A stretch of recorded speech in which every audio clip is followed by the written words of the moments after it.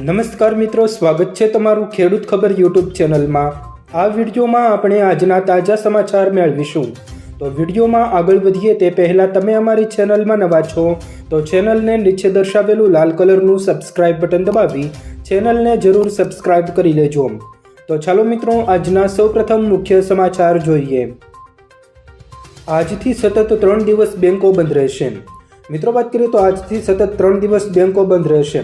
આજે શેરબજાર અને બેંકોમાં રજા છે। આજે કાર્તિકી પૂર્ણિમા અને ગંગા દશેરા, ગંગા સ્નાન પણ છે।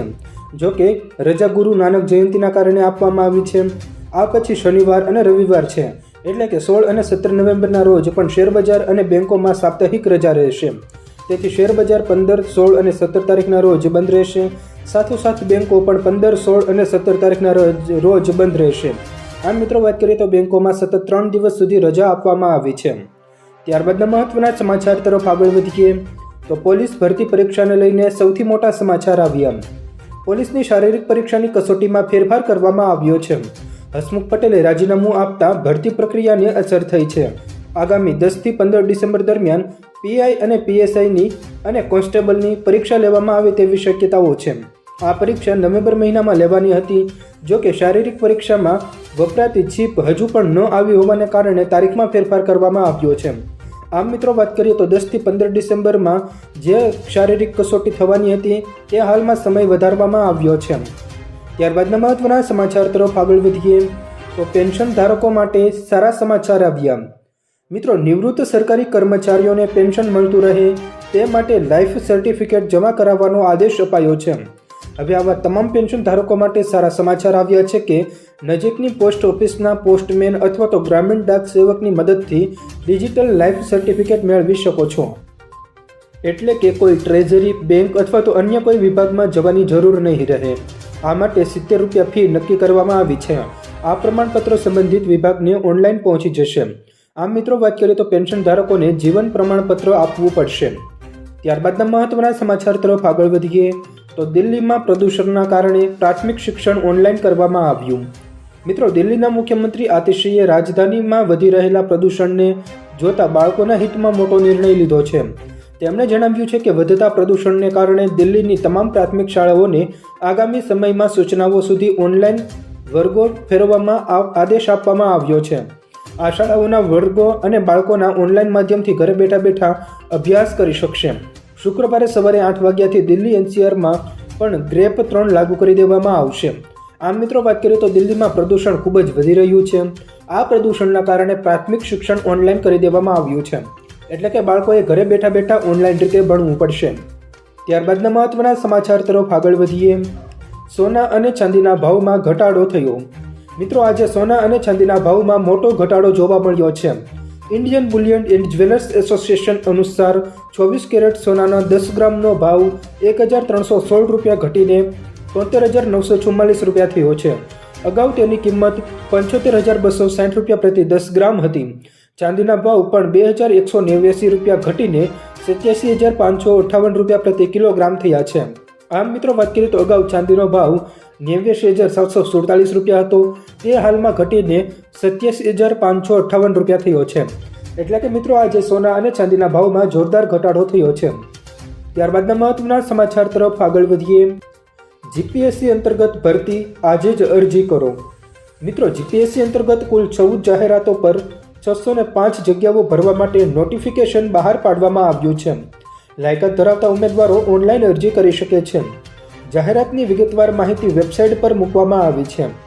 અરજી કરવાની તારીખ 14/11 થી 30/11 રાખવામાં આવી છે। આજે જ તમારે ઓનલાઈન રીતે અરજી કરવી પડશે। મિત્રો, ઓનલાઈન અરજી કરવા માટે તમારે www.gpsc.gujaratgovernmentin પર જઈને ભરતી કરવાની રહેશે અને ઓનલાઈન રીતે અરજી કરવાની રહેશે। ત્યારબાદના મહત્વના સમાચાર તરફ આગળ વધીએ તો સીબીએસઈનો મોટો નિર્ણય, વિદ્યાર્થીઓને મોટી રાહત આપવામાં આવી। મિત્રો, સીબીએસઈ બોર્ડ ધોરણ 10 અને ધોરણ 12ના વિદ્યાર્થીઓને મોટી રાહત આપી છે। આ ધોરણના અભ્યાસક્રમમાં 15% ઘટાડો કરવામાં આવ્યો છે। ઉપરાંત પરીક્ષાની પેટર્નમાં પણ ફેરફાર કરાયો છે, જે મુજબ 40 માર્ક્સ આંતરિક મૂલ્યાંકન માટે આપવામાં આવશે અને બાકીના 60% માર્ક અંતિમ પરીક્ષા માટે રહેશે। આ માહિતી ભોપાલના પ્રાદેશિક અધિકારી વિકાસકુમાર અગ્રવાલે ઇન્દોરમાં આયોજિત પ્રિન્સિપલ સમિટીમાં આપી હતી.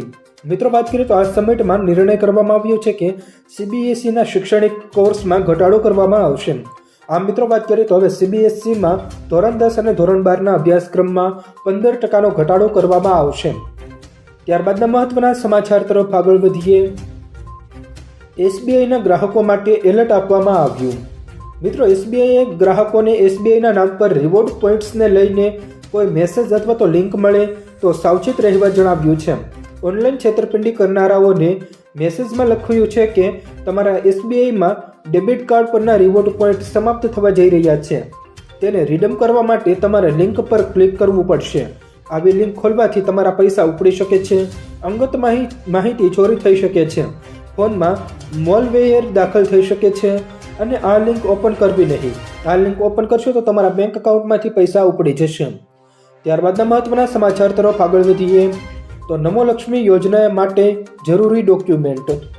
મિત્રો, વાત કરીએ તો નમો લક્ષ્મી યોજના દ્વારા ગુજરાતમાં ધોરણ 9 થી 12માં વિદ્યાર્થીઓને આર્થિક સહાય આપવામાં આવે છે. મિત્રો, વાત કરીએ તો ધોરણ 9 થી 12માં ભણતી દીકરીઓને હાલમાં આર્થિક સહાય સરકાર દ્વારા વિદ્યાલક્ષ્મી યોજના દ્વારા આપવામાં આવે છે. નમો લક્ષ્મી યોજના અંતર્ગત ધોરણ 9 થી 12ની વિદ્યાર્થીઓને આર્થિક સહાય પૂરી પાડવામાં આવે છે, જેના માટે કેટલાક જરૂરી ડોક્યુમેન્ટ છે. મિત્રો, આ ડોક્યુમેન્ટની વાત કરીએ તો નમો લક્ષ્મી યોજના માટે આધાર કાર્ડ, વાલીનું આધાર કાર્ડ, પાસબુક, કુટુંબની વાર્ષિક આવકનો દાખલો, બર્થ સર્ટિફિકેટ, સ્કૂલ છોડ્યાનું પ્રમાણપત્ર, આધાર કાર્ડ સાથે લિંક કરાવેલો મોબાઈલ નંબર, જાતિનું પ્રમાણપત્ર, પાસપોર્ટ સાઇઝનો ફોટો, આટલા ડોક્યુમેન્ટ તમારે આપવા પડશે. ત્યારબાદ તમને નમો લક્ષ્મી યોજના હેઠળ સહાય આપવામાં આવશે. ત્યારબાદના મહત્વના સમાચાર તરફ આગળ વધીએ તો સૌરાષ્ટ્રથી સુરત જવું હવે સરળ બનશે. મિત્રો, ભાવનગરથી ભરૂચ વચ્ચે દરિયામાં દેશનો સૌથી મોટો 30 કિલોમીટરનો વેબ બ્રિજ બનાવવામાં આવશે. જામનગર રાજકોટ ભાવનગર વચ્ચે કુલ 316 કિલોમીટરનો 6 લેન રોડ બનાવવામાં આવશે. જ્યારે માર્ગ પરિવહન અને રાજમાર્ગ મંત્રાલય તથા ભારત માલ પરિયોજના એન્ડ સ્પેશિયલ પ્રોજેક્ટ સેલ દ્વારા દેશભરમાં 8 નવા પ્રોજેક્ટ લોન્ચ કરવામાં આવશે. આ મિત્રો, વાત કરીએ તો દરિયામાં પુલ બનતા ભાવનગરથી ભરૂચ અને સુરત જવું સરળ બની જશે. ત્યારબાદના મહત્વના સમાચાર તરફ આગળ વધીએ તો ગુજરાતમાં ઠંડીને લઈને અંબાલાલ પટેલની મોટી આગાહી. મિત્રો, અંબાલાલ પટેલે એક માઠી આગાહી કરી છે. મિત્રો, આજથી રાજ્યમાં 17 થી 20 નવેમ્બર વચ્ચે પશ્ચિમી વિક્ષેપ આવશે, જેના કારણે ઠંડીમાં સતત વધારો થશે. ઉપરાંત ઉત્તર ગુજરાતના ભાગોમાં 18 ડિગ્રી સેલ્સિયસ જેટલું તાપમાન થઈ શકે છે. ન્યૂનતમ તાપમાન અરબસાગરમાં સર્જાશે. જો લો પ્રેશર બનશે તો ગુજરાત તરફ સામાન્ય રીતે વરસાદી ઝાપટા આવશે. ગુજરાતમાં માવઠું પણ પડી શકે છે. આ ઉપરાંત અંબાલાલ પટેલે જણાવ્યું છે કે આ વર્ષે છેલ્લા 30 વર્ષનો રેકોર્ડ તોડશે તેવી ઠંડી કડકડતી પડશે. એટલે કે મિત્રો, અંબાલાલ પટેલના જણાવ્યા પ્રમાણે આ વર્ષે ખૂબ જ કડકડતી ઠંડી પડશે તેવી પણ શક્યતાઓ છે. તો મિત્રો, આ હતા આજના તમામ મુખ્ય સમાચાર. જો મિત્રો તમને અમારો આ વિડીયો પસંદ આવ્યો હોય તો વિડીયોને લાઈક કરો, તમારા મિત્રો સાથે શેર કરો અને અમારી ચેનલને હજુ સુધી સબસ્ક્રાઇબ ન કરી હોય તો ચેનલને જરૂર સબસ્ક્રાઇબ કરી લેજો.